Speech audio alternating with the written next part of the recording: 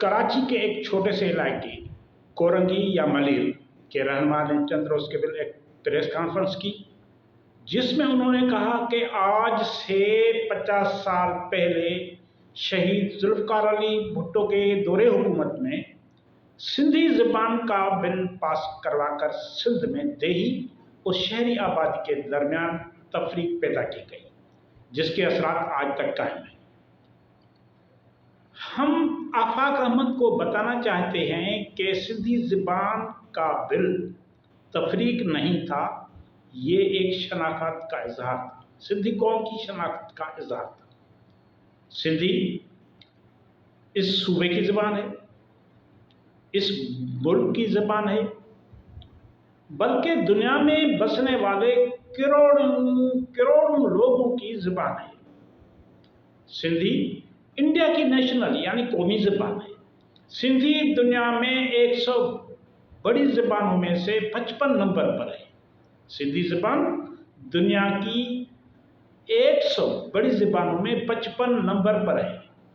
सिंधी ज़बान दुनिया की कदीम ज़बानों में से एक है, जो दुनिया के कई ममालिक में बोली जाती है, जिसके बुनियाद वादी सिंध की तहजीब से जुड़े हुए हैं।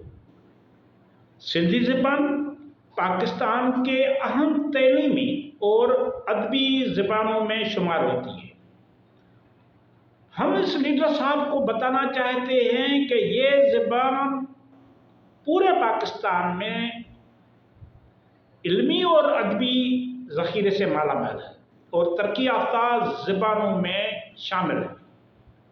सिंधी ज़बान के बिल के ज़रिए शहीद जुल्फ़िकार अली भुट्टो की हुकूमत ने न सिर्फ एक हकीकत को अमली शक्ल दी,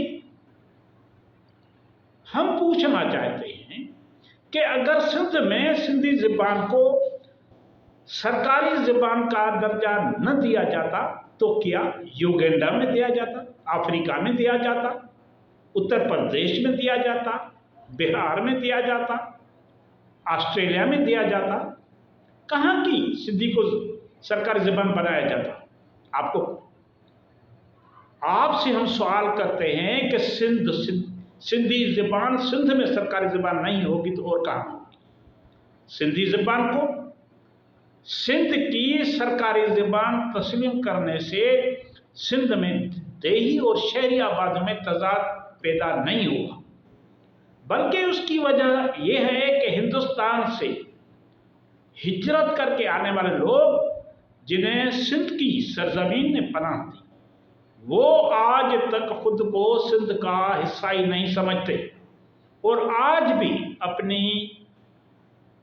इब्तदाई और पैदाशी इलाकों से नाता जोड़े हुए हैं। इसलिए अब तो उन्हें गाड़ियों की नंबर प्लेट पर अजरक का प्रिंट भी बर्दाश्त नहीं होता। ये ज़बान तो बहुत बड़ी बात है।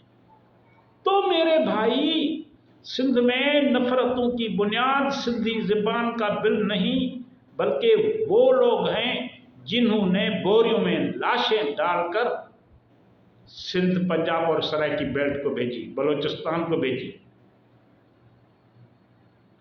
ये कितनी नामुनासिब बात है कि जिन लोगों ने इनको अपनी बाहें खोलकर पनाह दी, उन्हीं की सरजमीन को तकसीम करने की साजिश की जा रही है और कराची को अपना अलहदा दारुल हुकूमत बनाने की कोशिश हो रही है, जबकि मकामी सिंधियों के खिलाफ जहर उगला जा रहा है।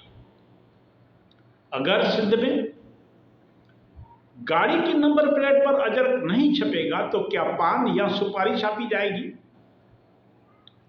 सिंध की सकाफत और तहजीब को जिंदा रखना हर सिंधी का फर्ज है और कोई भी सिंधी इसमें कोताही नहीं करेगा।